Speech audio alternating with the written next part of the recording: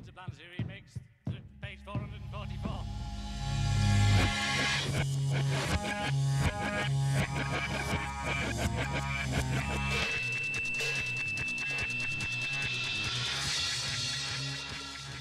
Hello, welcome back to Take 444, more psychedelic goodness. Still in the seas, haven't made a video for a couple of weeks, I've been very busy, but we're into the seas, and in the background you're listening to this album, Children of One. This is a reissue, came out in 1969. It's mostly Eastern, quite trippy sitars and cellos and that sort of thing. Mostly instrumental, but it's really good. This is a reissue on Survival Research. Is the label. Came out a few years ago. It's a New York 4-piece, and it's worth picking up if you can find it. It's if you quite like some slightly left field psych, as I do. As you can hear, it's slightly creepy in places, but yeah, there's some flute and piano on here. Good stuff, really good stuff. Children of One, not something that's shown very often. I don't think I've seen it shown at all. Next up is Alice Cooper's Pretty's For You. I'm not a huge fan of Alice Cooper. I quite like his early glam stuff, and I like this album, but I'm not very partial to his rock stuff. I'm not a big fan of that sort of thing. All that theatrical stuff is not my bag. But this is a great record. This is from 1969, and it's pretty psychedelic. It's they were big on the Detroit scene, and at this point, Alice Cooper was the band. This was the original band. You see them there in their all the psychedelic glam glory. And yeah, if your idea of Alice Cooper is snakes and guillotines and that sort of shit, this is very different. But it's pretty good. Late 60s rock with psychedelic touches, worth grabbing. Next up is an album I'm not sure I've seen shown. This is Cake. This is a trio from the UK, I think they were. This is a original mono copy. So this is a weird album. They were kind of they're basically a girl group. So some of the album is very much like the Ronettes, the Crystals, all that sort of stuff. If you like that, and I'm a big fan of that sort of thing. It's very much like that, but there are some, because it was released in when was it released? In '67. There's some weird sort of psychedelic touches on it. It's recorded in New Orleans, and it's basically got most of the Wrecking Crew on here. Carol Kay, that sort of thing. Mac Grabenak, Dr. John plays guitar and piano all over it, and it's a good album. It's a soft sunshine pop psych album, I would say, with that crossover to the Churchills and stuff like that. Definitely worth picking up if you can find it. Bit of a curio on MCA. A fantastic swirl label there, MCA. Yeah, check it out if you haven't. It's worth picking up. Next up is an album I have seen shown. This is Larry Coryell, famous jazz guitarist, no longer with us, unfortunately. This is on Vanguard Apostolistic. There's the inner sleeve, and there is the great label.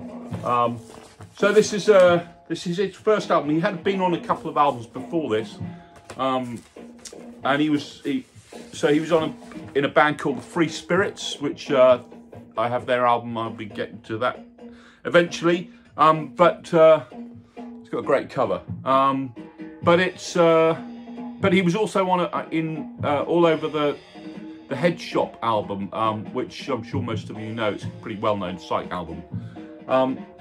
So this is came out in '69, I think. So it's jazzy, quite funky, but very psychedelic. Lots of wah-wah guitar on here, and it's really worth picking up if you like that kind of slightly Hendrixy, late '60s heavy guitar, without it being too rock, too sort of '70s rock. This is definitely worth getting. Larry Coryell. Next up we have another famous album, psych album, the Churchills, or Churchills. This is an Israeli band. I'm sure most of you know this. They came over to England and changed their name to Jericho Jones. I shall be showing their album later. I don't have an original Churchills, unfortunately. They were worth a few thousand. Yeah, this is a great record. It's if you don't know it, it's quite dreamy, late '60s psychedelic rock. There's some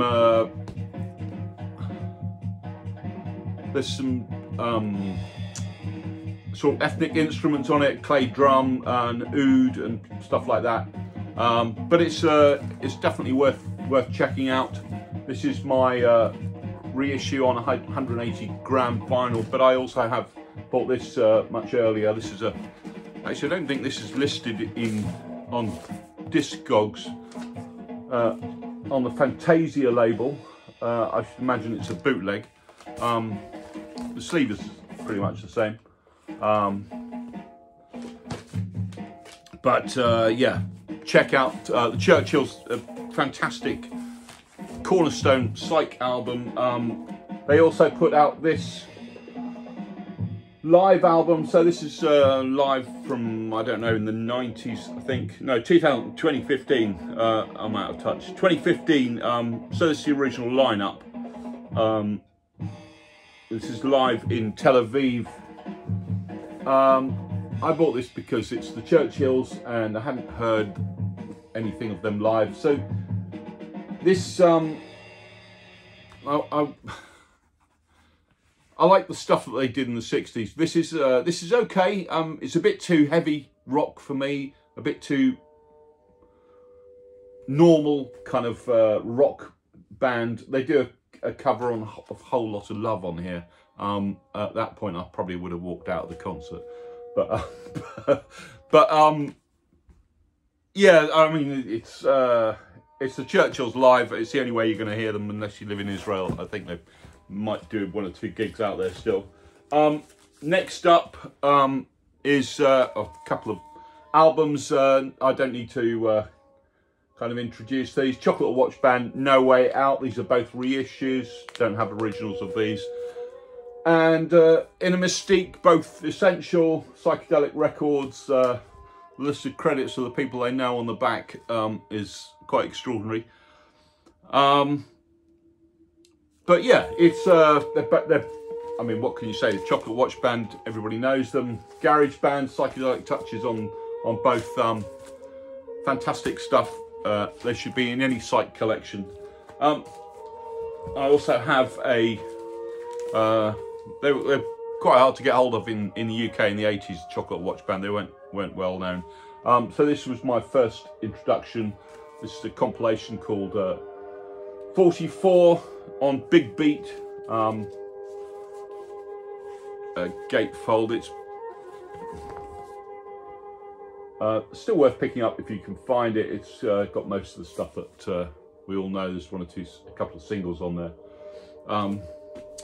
And last up is one of the weirdest albums to come out of the UK in the late 60s. I think this came out in, well, maybe it's 71. Let me just check. I have written it down. Yeah, 71. So this is Comus. If you don't know, this is First Utterance, absolutely famous weird folk album. That's the inner sleeve. Yeah, so it's acid folk, weird stuff. It's kind of like a pagan horror show soundtrack. The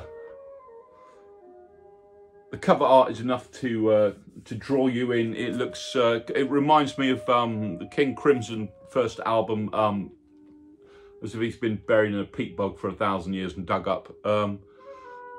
It's just weird folk. It's just yeah, pretty indescribable. There aren't too many albums like this in the folk canon. This is a reissue. The originals are worth 1,000 or 2, but this is worth getting because it's first of all, it's a double album, because the second disc is a 12-inch EP from 1971. Plays on 45, but it's the only way you're going to get to hear those tracks, and so it's worth picking up for that alone. But if you like your acid folk, very weird and scary, and with lots of pagan touches, it's very English, in the sort of 12th, 13th century type sound, and is yeah, quite a terrifying record in some ways. Some people are very averse to it. I really love it, but you take your choices. Comus, First Utterance, a bit of a classic of the weird acid folk label. That's all for this week. I'll be showing some more next week, trawling through the seas again. I'll see you then. Stay tuned. Bye.